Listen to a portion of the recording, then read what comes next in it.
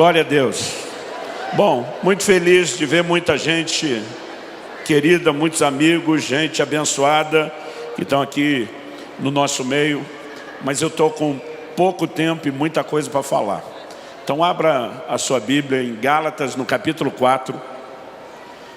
E nós vamos ler do versículo 1 até o 7. Gálatas, capítulo 4. Do versículo 1 até o 7. Eu gostaria que você, enquanto me ouve, de vez em quando orasse aí pela minha garganta. Foi uma semana daquelas. Eu estou com um restinho de voz que tem que durar hoje e meus 2 cultos de amanhã. Então me ajude. Gálatas 4, de 1 a 7. O texto sagrado diz assim: digo, pois, que durante o tempo em que o herdeiro é menor, em nada difere de um escravo, posto que ele é senhor de tudo, mas está sob tutores e curadores até o tempo pré-determinado pelo Pai. Assim também nós, quando éramos menores, estávamos servilmente sujeitos aos rudimentos do mundo.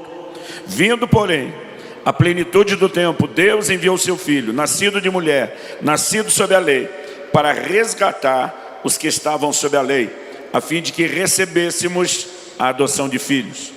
E porque vós sois filhos, enviou Deus ao nosso coração o Espírito de seu Filho, que clama: Abba, Pai. De sorte que já não és escravo, porém filho, e sendo filho, também herdeiro por Deus. Aleluia. O apóstolo Paulo começa fazendo uso aqui de uma alegoria.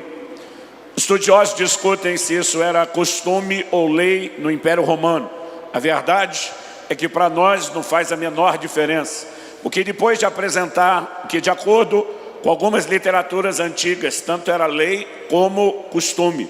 Talvez pela extensão do Império Romano, em alguns lugares aquilo foi um costume e em outros se tornou lei. Talvez alguns acreditam que, pela dificuldade de precisar o tempo dessa literatura, pode ser que o que durante uma época era costume, depois se transformou em lei.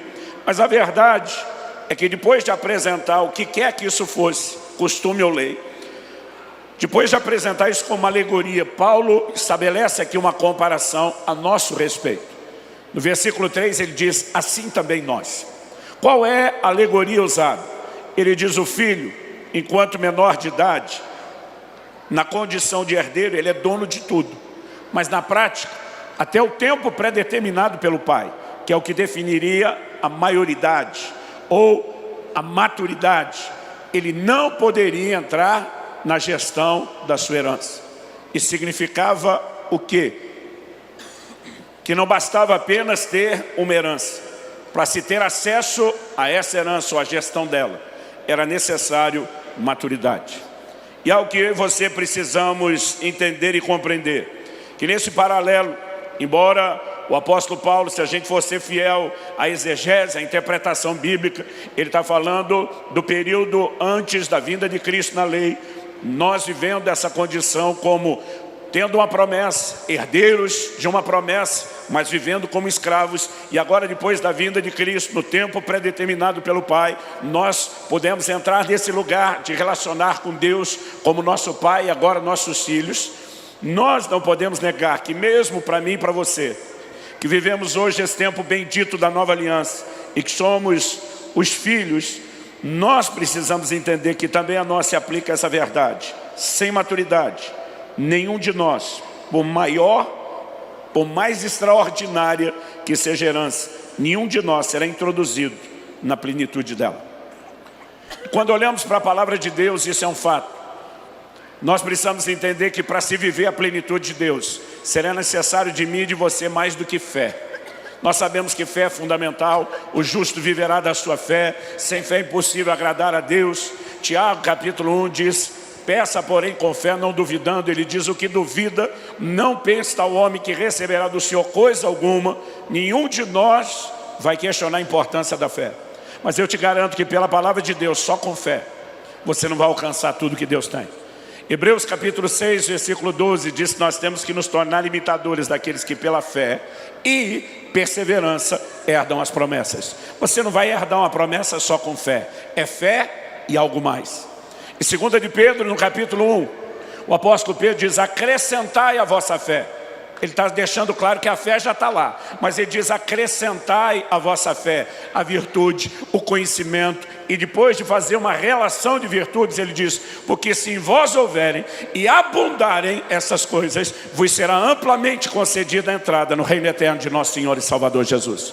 Então é fé e algo mais.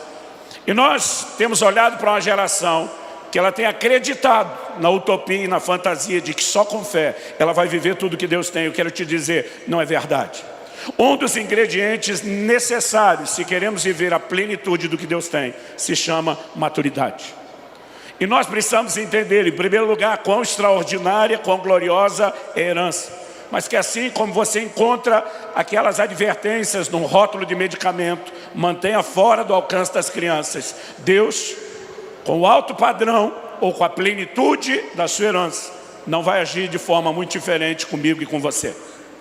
Quando eu olho para as Escrituras, eu consigo enxergar, não apenas num texto como esse de Gálatas 4, mas em várias ilustrações, eu consigo enxergar Deus deixando claro que gente matura não está pronto para gerenciar a herança. Você lembra de Lucas 15, quando você lê a respeito do filho pródigo? Alguém que teve acesso à herança e dissipa tudo por falta de maturidade. Um dia desse, uma pessoa falou para mim: pastor, eu estava lendo um artigo de uma revista que dizia que 90 e tantos % dos ganhadores de grandes prêmios de loteria no mundo todo, incluindo o país de primeiro mundo, vão dissipar a grande parte da fortuna em menos de 2 anos. Ele olha para mim e fala assim: essa é a maior prova de que esse dinheiro é amaldiçoado. Eu falei para ele: olha, eu não vou discutir a parte espiritual. E não discutir com ele, não estou discutindo aqui. Então não estou falando nada, nem a favor, nem contra. Eu falei: mas uma outra estatística mostra que a maior parte dos herdeiros de impérios bilionários, de grandes empresas e companhias que foram construídos e se tornaram verdadeiros impérios, a maior parte dos herdeiros vai colocar a perder aquele império bilionário que foi herdado em pouco tempo. Isso significa o quê? Que então a herança é maldita? Não necessariamente. Toda pessoa que é introduzida na gestão de algo para o qual ela não foi preparada e não tem estrutura, ela tem tudo para comprometer aquilo que lhe está sendo confiado. E nós olhamos para isso como um fato não apenas estatístico no mundo natural, mas a palavra de Deus apresenta como princípio.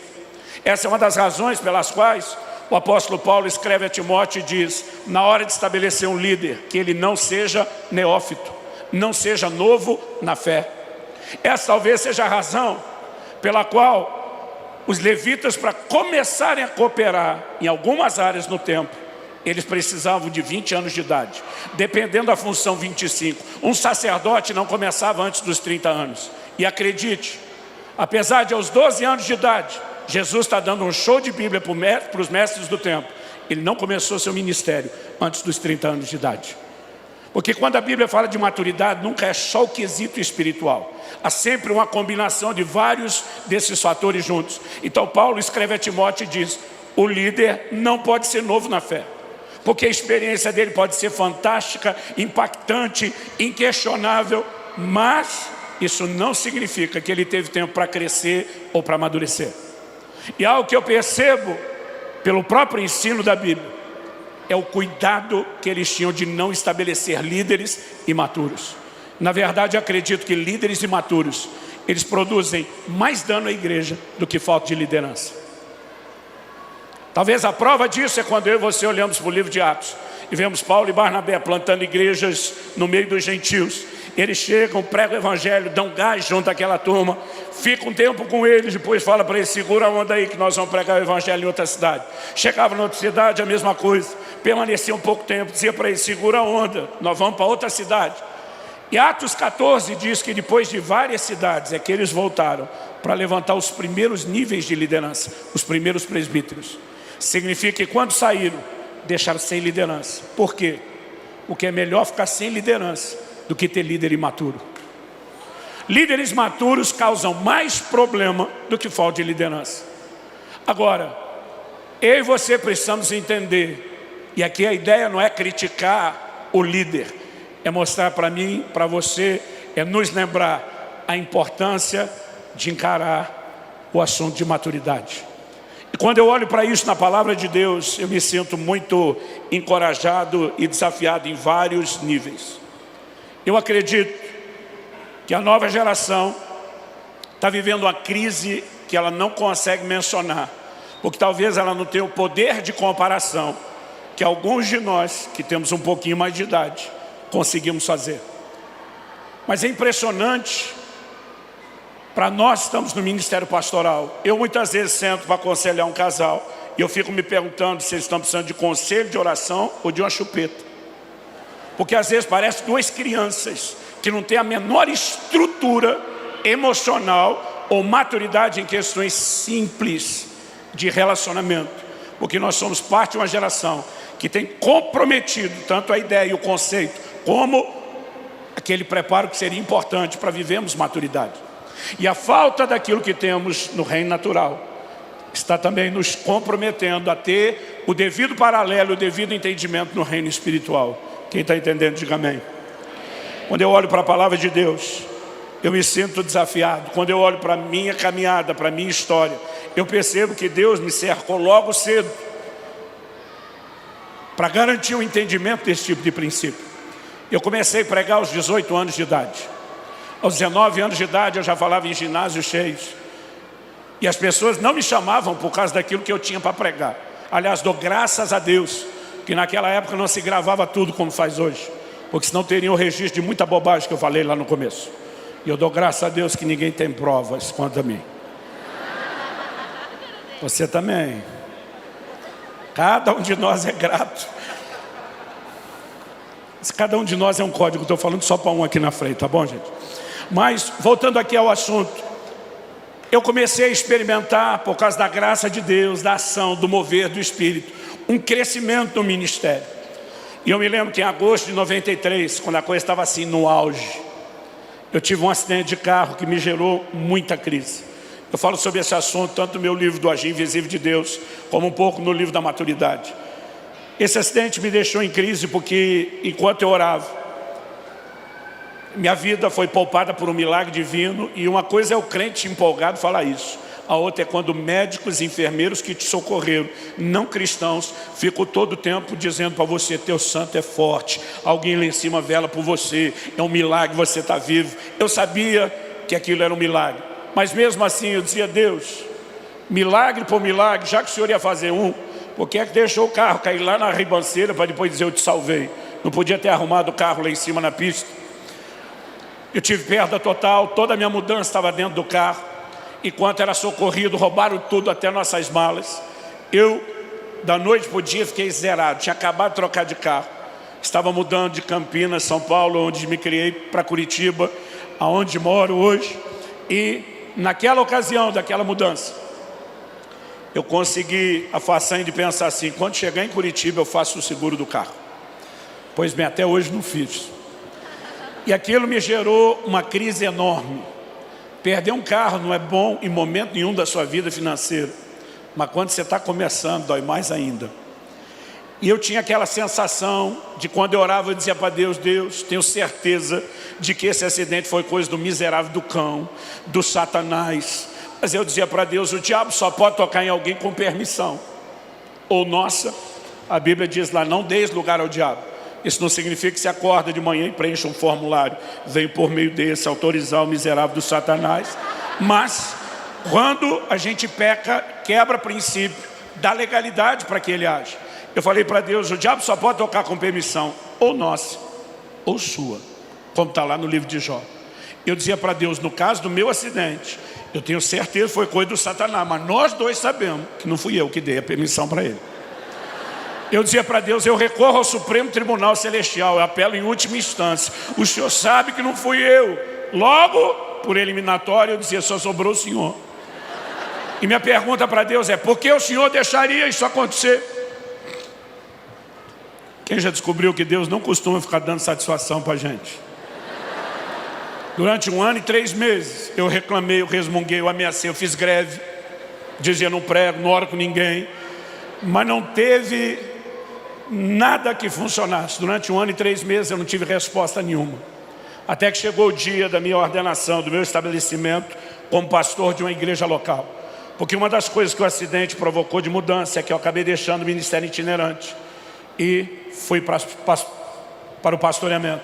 Depois de 1 ano à frente da igreja, sendo examinado, testado, agora os pastores vieram impor as mãos sobre eu e os outros colegas. Eles estão orando conosco, começaram a liberar palavras proféticas, cada palavra profética muito precisa, muito tremenda. Mas um deles, o Francisco, hoje ele é parte da minha equipe lá em Curitiba, ele começou a falar de segredos do meu coração, como eu nunca tinha visto ninguém fazer.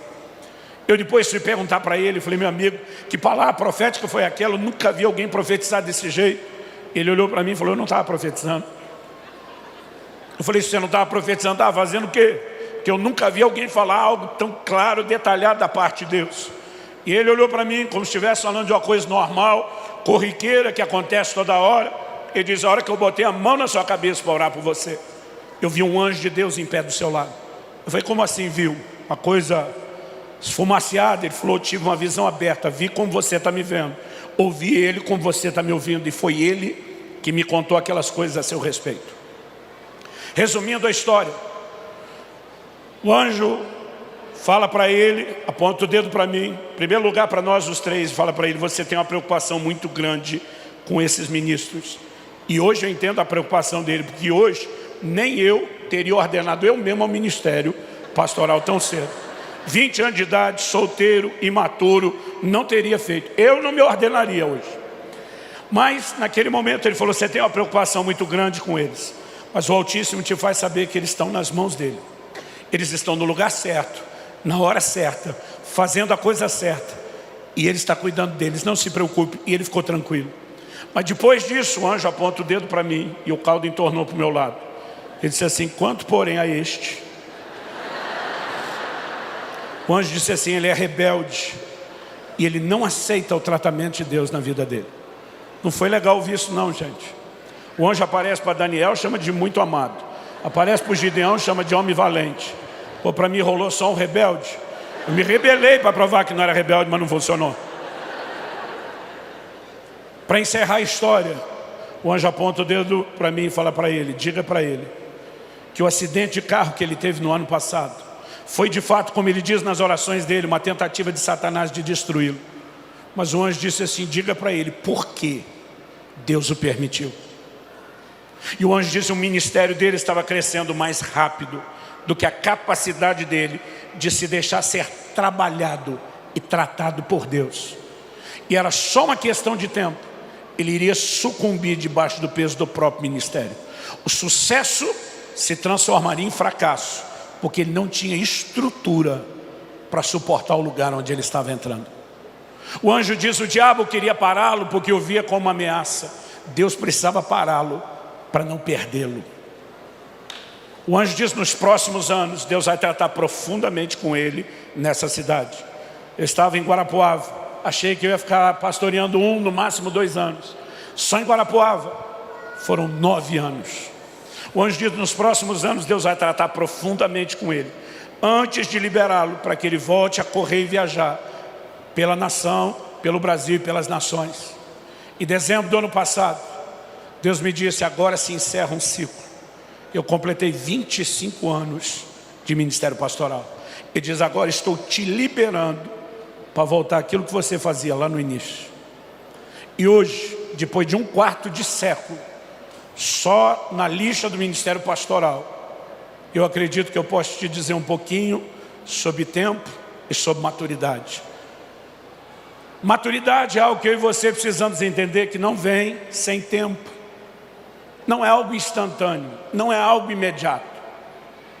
Em Marcos, no capítulo 4, do 26 ao 29, Jesus diz, o reino de Deus é semelhante a um homem que plantou uma semente. A semente germina, primeiro a erva, depois a espiga, depois o grão cheio na espiga, mas só quando tiver madura é que se lhe mete a foice. Você não planta uma semente num dia para colher no outro.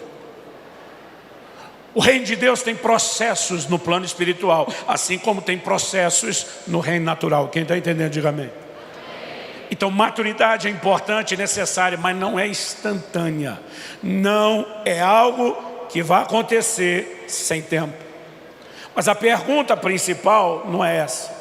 Talvez a pergunta principal que eu e você tenhamos que fazer é: só o tempo garante a maturidade? Também não.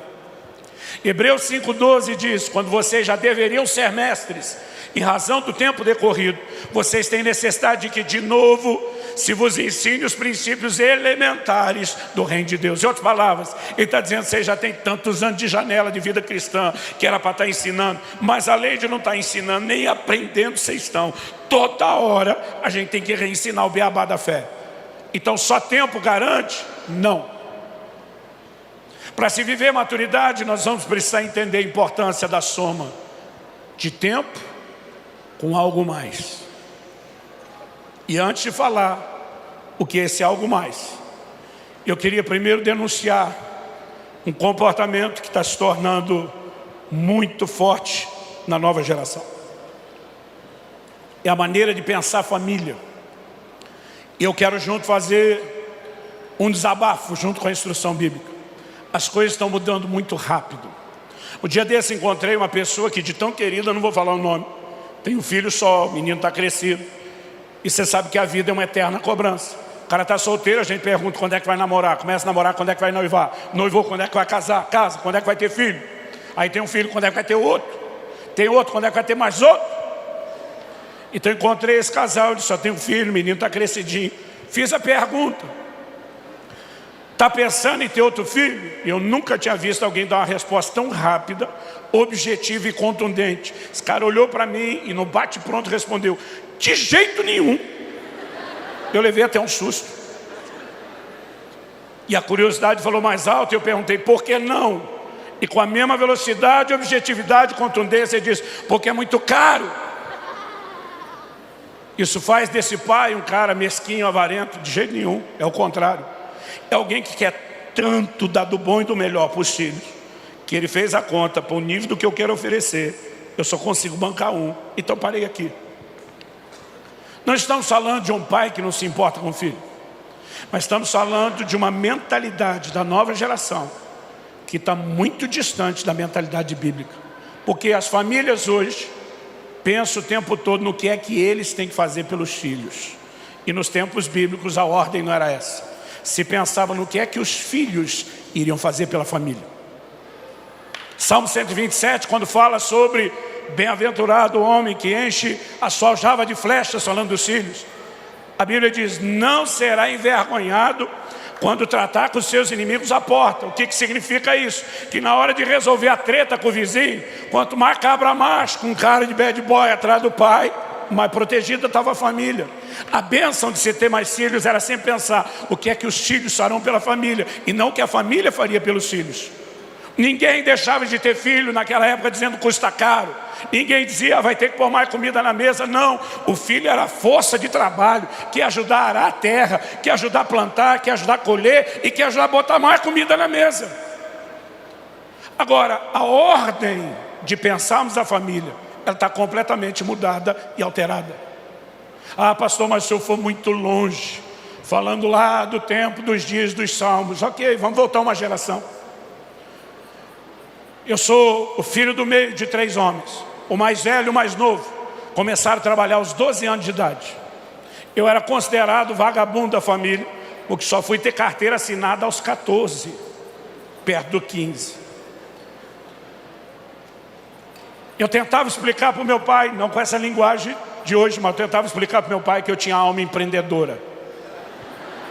Enquanto meus irmãos ralavam o dia inteiro para ganhar meio salário mínimo carregando caixa, eu ganhava mais dinheiro que eles me divertindo. Eu sou de uma época que ainda soltava pipa. Eu fazia umas pipas grandes, bonitas, vendia para a turma do bairro mais perto, que tinha mais dinheiro. Não só vendia, eu fidelizava o cliente.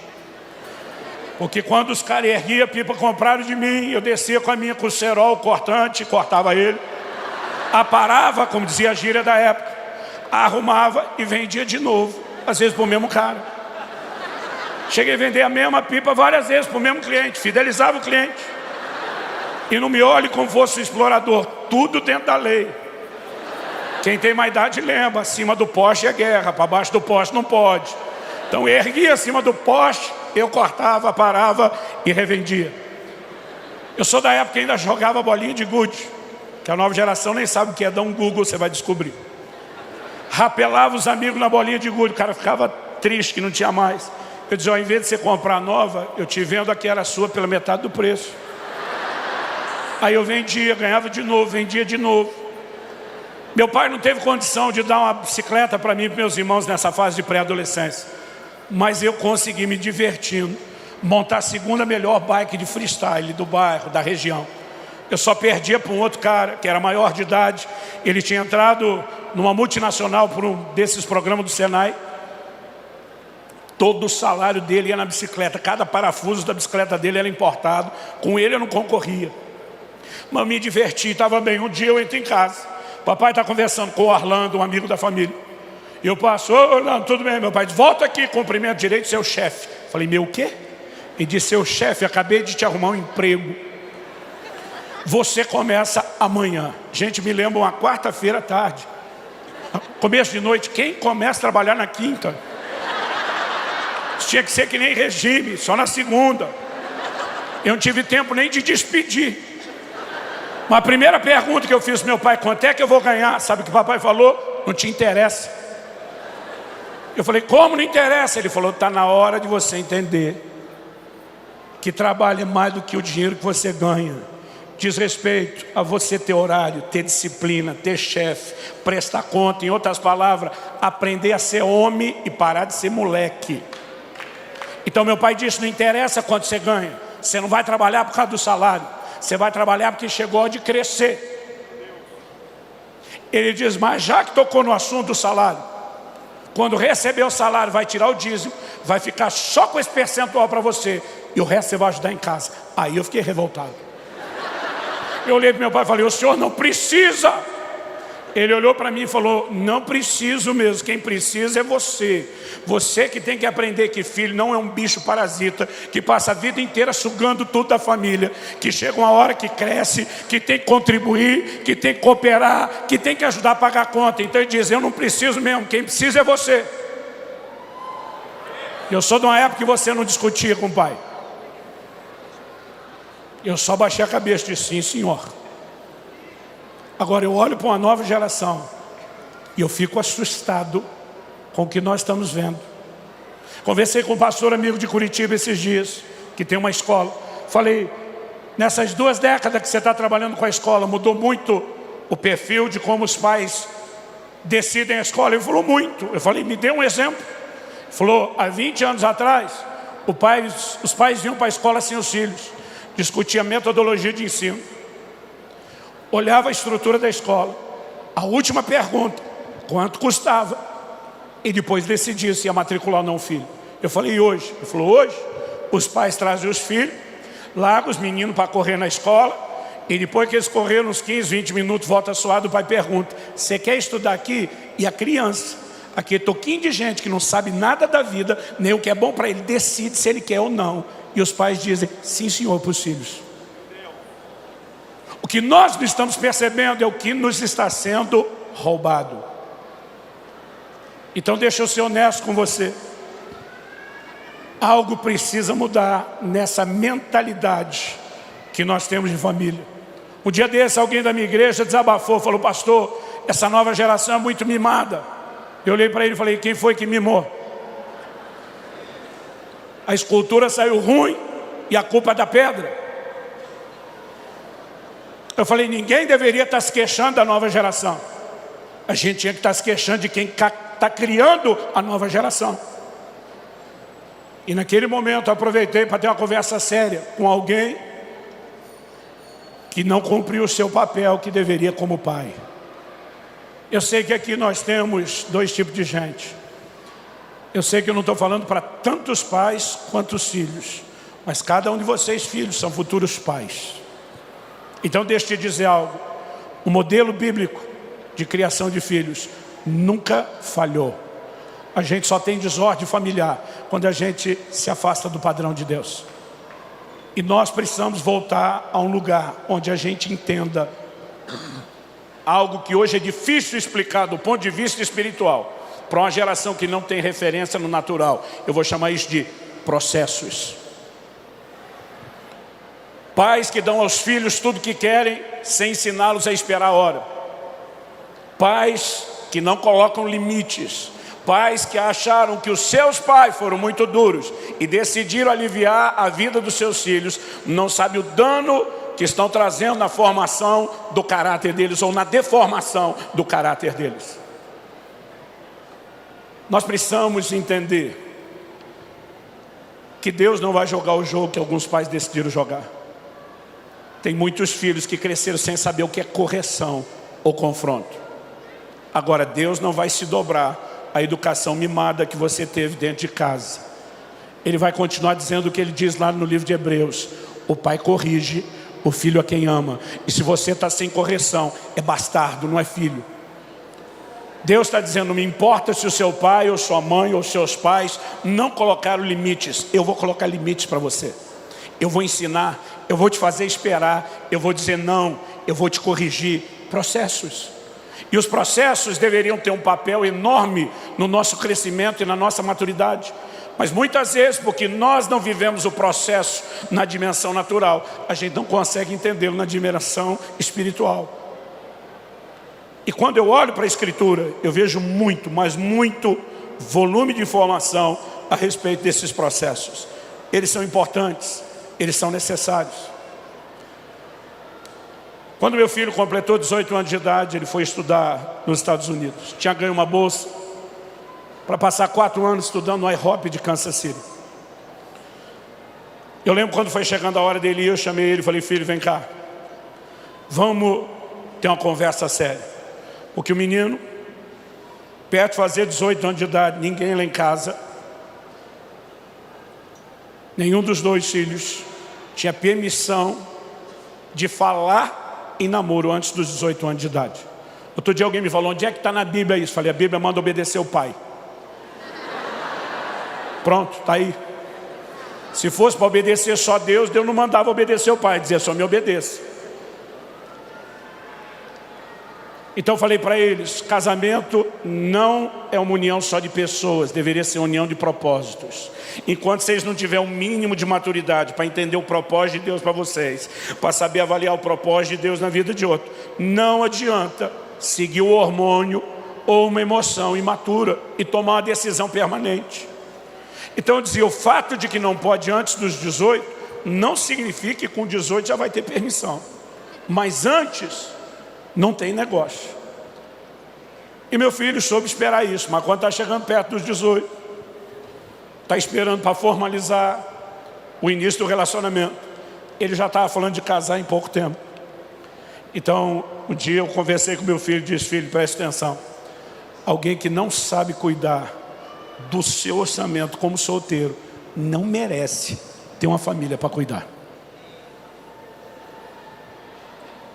Mais de 50% de divórcios, mesmo entre cristãos, tem origem em problemas financeiros e na imaturidade das pessoas em lidar com dinheiro.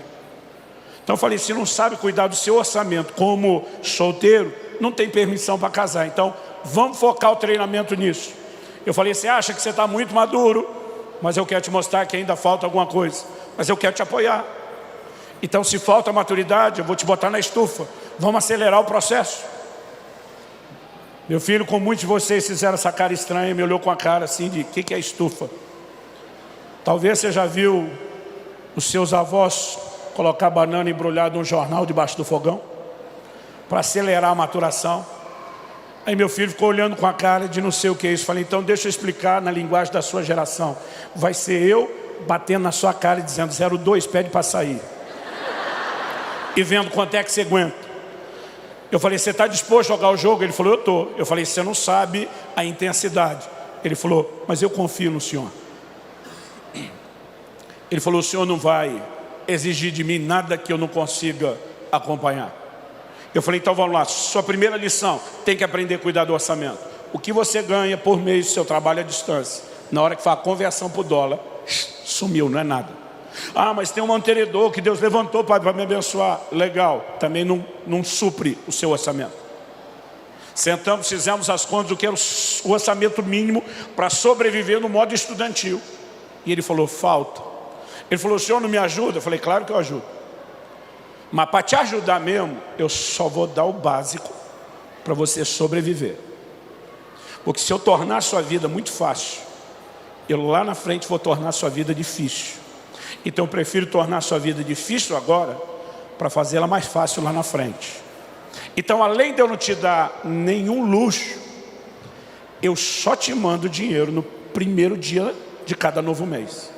Então você faça a conta, vê o que é despesa fixa, o que é que sobrou para comer, se vai pegar o que sobrou, dividir por 30 e todo dia só come aquilo. Falei, eu prefiro comer 4 dias mal e no quinto lavar a alma.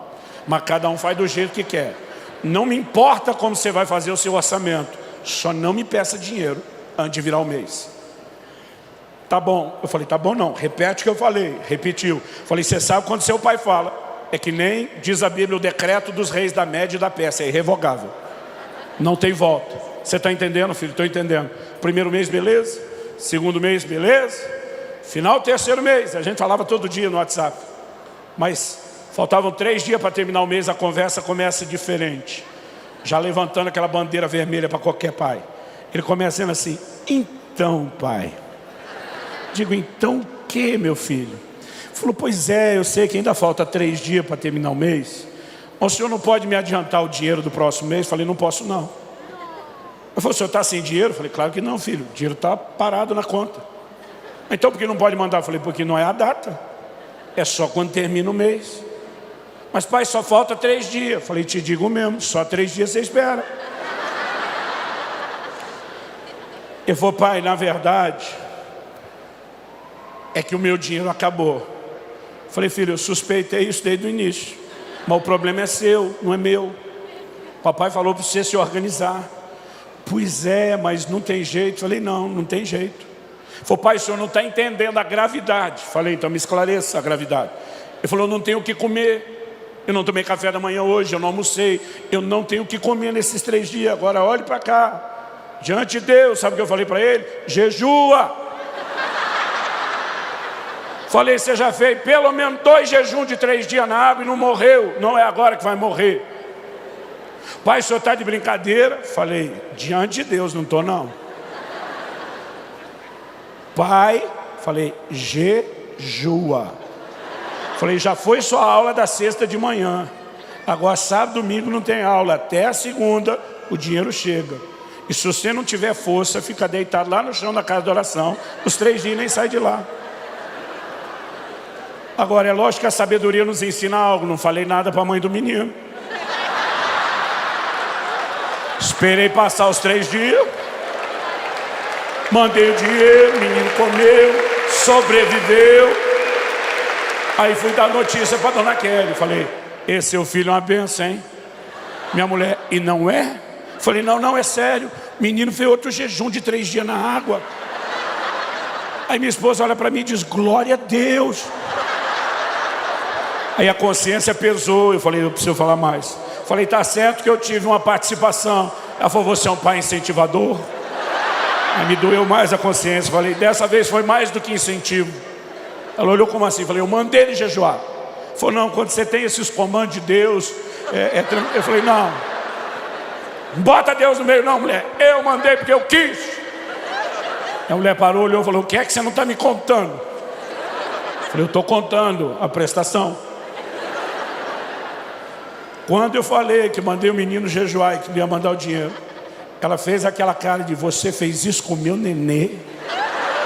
Eu falei, para de pensar e não ouse falar, porque ele não é mais nenê, ele é maior de idade e está falando em casamento. Aí eu falei, amor, mas na boa, até meu coração está apertado. Mas o Espírito Santo falou comigo, se você amolecer na primeira, ele vai folgar todo mês. Ensine ele. Faça ele crescer e se tornar homem. Eu falei para ela, então nesse momento eu preciso que você confie em mim. Ela disse, o que você falou para ele? Eu falei, me vinguei do que meu pai falava para mim. Falei, um dia você vai me entender e vai me agradecer. Esperei a vida inteira para falar isso.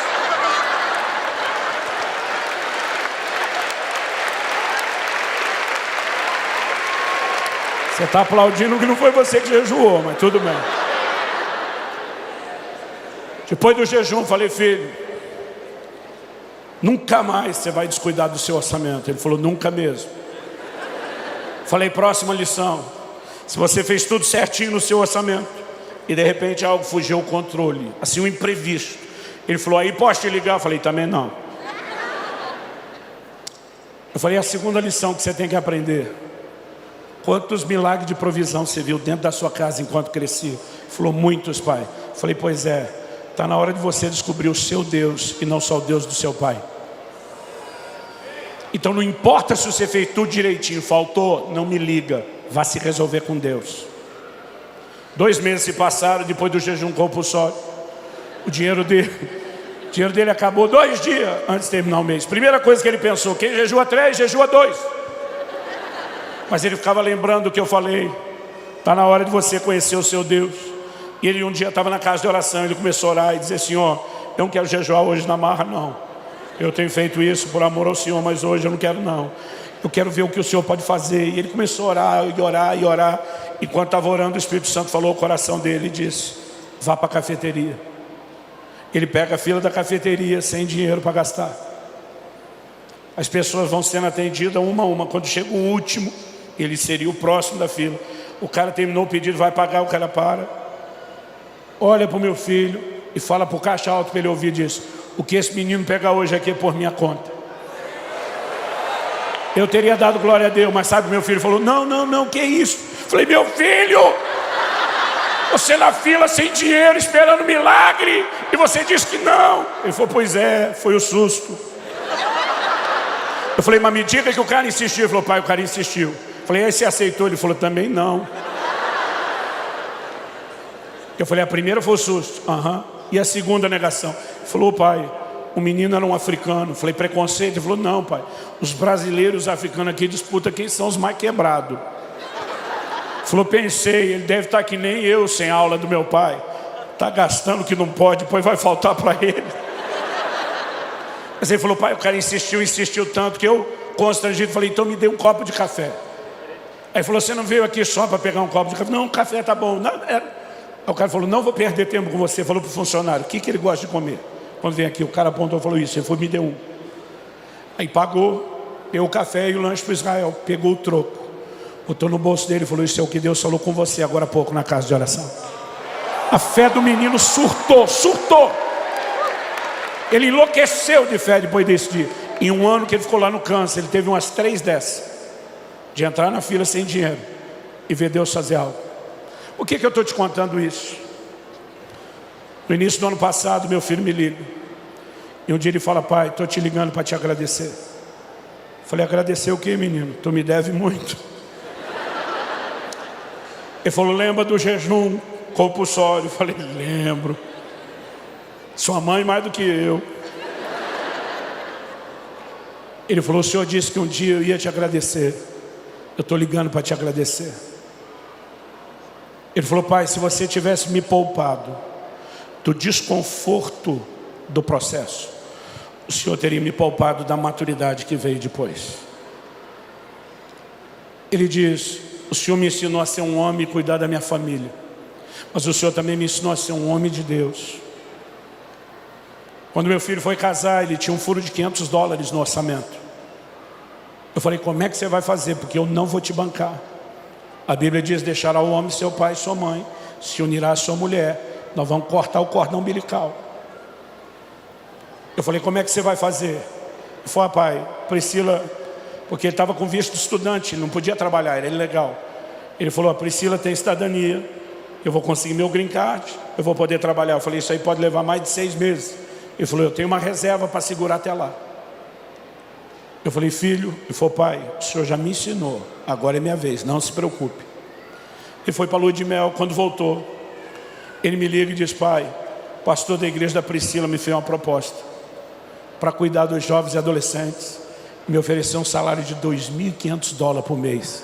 Eu falei, que bênção, filho. Ele falou, pois é, mas eu falei para ele que só aceitava se fosse como voluntário. Eu falei, você o quê, menino? Falou, falei para ele que só aceitava como voluntário. Falei, você tem família agora? Foi o pastor, me falou a mesma coisa. Falei, já te ocorreu que eu e ele estamos certos? Ele falou, pai, o Senhor mandou vir para essa nação com a mentalidade de dar e não receber, lembra? Falei, lembro. O Senhor me ensinou a ser responsável, mas também me ensinou a crer em Deus e ouvir o Espírito Santo, lembra? Falei, lembra. Ele falou, então eu sei o que eu estou fazendo. E eu vou dizer para o Senhor que eu falei para aquele pastor, assista de perto o que é que Deus vai fazer na minha vida e você vai se surpreender. Eu pensei, criei um monstro. Falei, sua esposa está de acordo? Ele falou, tá, deixa eu falar com ela. Falei, Pri, você está de acordo? Ai, pai, é como se a gente tivesse ganho na loteria. Eu falei, você se merece. Nessa hora eu entendi as dores de barriga que eu dava nos meus pais, quando eu dava meus passos de fé. Aquele mês, meu filho postou uma canção no canal dele no YouTube. E naquele ano, aquela canção teve 50 milhões de visualizações. A canção puxou o canal dele. E para resumir, até hoje, ele continua voluntário no ministério. E quem banca ele para pregar é o Google. Eu vi tanto milagre acontecer na vida financeira desse menino nesses 2 anos. E ele me liga e falou, pai, se você tivesse me poupado do desconforto do processo, eu teria sido roubado do que eu estou vivendo em Deus. E o Senhor foi homem o suficiente para não me poupar. Eu estou ligando para te agradecer.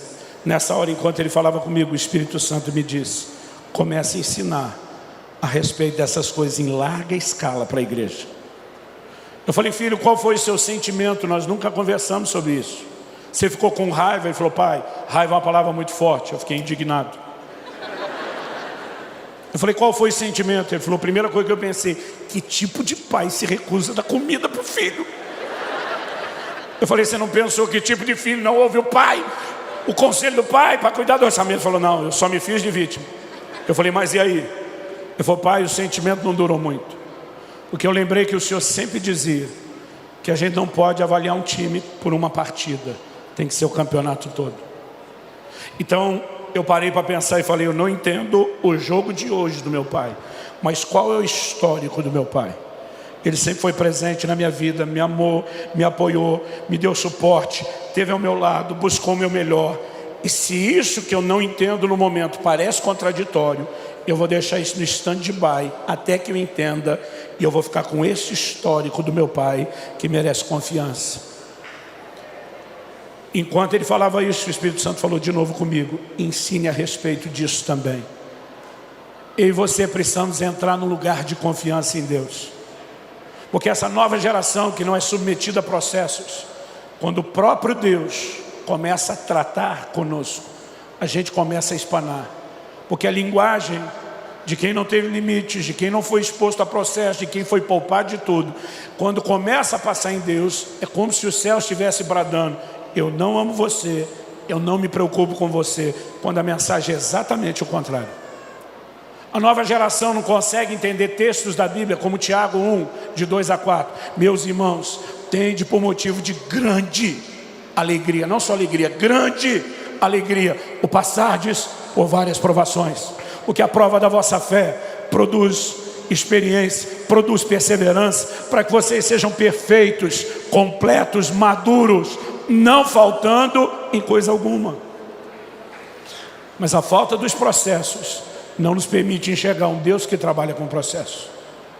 Se eu e você queremos viver a plenitude de Deus, nós vamos ter que crescer. Se nós queremos crescer, nós precisamos não só de tempo, mas de processos.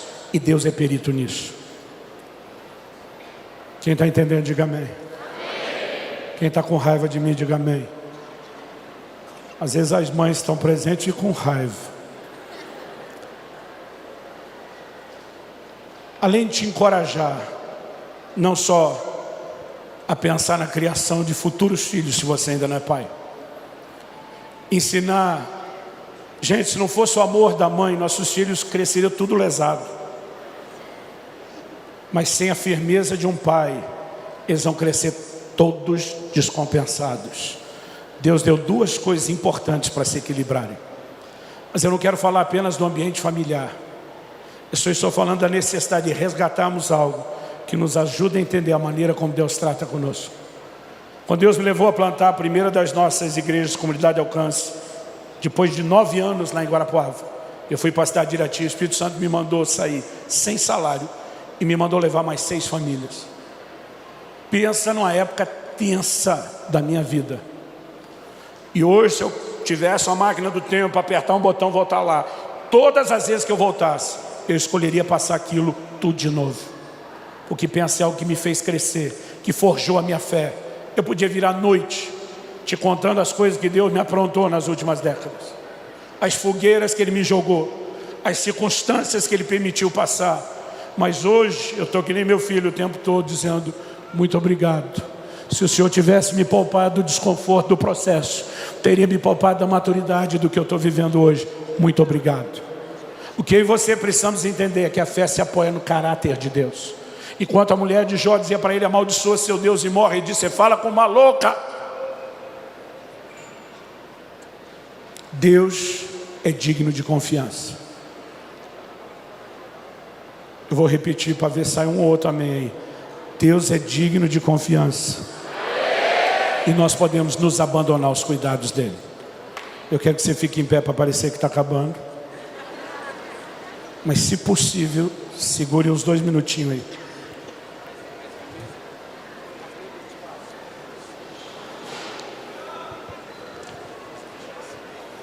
Tem gente que quando vai caçar, leva uma escopeta, uma calibre 12, cano cerrado, sai chumbo para todo lado. Alguma coisa se acerta no tiro. Hoje eu não vim dar uma de sniper, hoje eu vim atirar de escopeta. Algum pedaço de chumbo vai pegar em você. Alguma coisa do que nós estamos falando serve, mas há um grupo específico aqui dentro que tem sentido que, usando a linguagem dos médicos, eu chamaria de as dores do crescimento. Não sei se você lembra da pré-adolescência, que doía tudo. Dói músculo, dói junta, dói tudo. Porque a gente estava sendo literalmente esticado. O crescimento estava sendo acelerado. E muitos de vocês, não estou falando de algo só espiritual, emocional, estão vivendo as dores do crescimento. Alguns de vocês estão no ministério, estão sendo esticados por Deus e tem doído. E muitas vezes a dor aí dentro não é só o processo, mas é um sentimento de abandono, de que o Pai parece não estar se importando com você. Você deveria enxergar uma outra mensagem por trás disso. É justamente porque Ele se importa com você que Ele decidiu permitir que você passaria isso. E nessa noite, eu creio que vai haver um derramar sobrenatural de consolo no coração de muitos de vocês. Nós não temos tempo ou espaço para te chamar à frente. Mas se você tem vivido algum aspecto dessas dores do crescimento, e no seu caso não é físico, é mais emocional do que qualquer outra coisa, e você não apenas entendeu e vai processar o que Deus está te falando, mas você quer sair daqui debaixo de um toque sobrenatural de Deus, eu quero que onde você está, você levante bem alto a sua mão. Não é para mim que você está levantando ela, é para quem vai te tocar. Enquanto uma canção é entoada, eu quero que você faça o que sentir no seu coração. Talvez sua vontade seja apenas, de forma honesta, chorar e dizer para Deus: está doendo. Talvez seja o clamor de dizer: eu preciso ter a maturidade de entender isso, ou eu preciso resgatar a simplicidade da confiança. Talvez você queira permanecer em silêncio. Talvez você ouse agradecer a Deus pelo que você ainda não entendeu. Mas acredite no que eu estou te dizendo. Desses próximos minutos, algo sobrenatural vai acontecer dentro de muitos de vocês. Então fale com Deus. Você não precisa necessariamente acompanhar a música, mas sentir fazer isso, fica à vontade. Você não precisa necessariamente orar em voz baixa, pode ser em voz alta. Ou se prefira, talvez, em vez de orar em português, usar linguagem sobrenatural. Mas você que está lutando com nó na garganta aí, não lute. Esse choro não é um jogo emocional. Deus está mexendo em muitos de vocês, e essa noite terá resultados que só a eternidade vai nos mostrar. Fala com Deus e deixa Ele te envolver agora.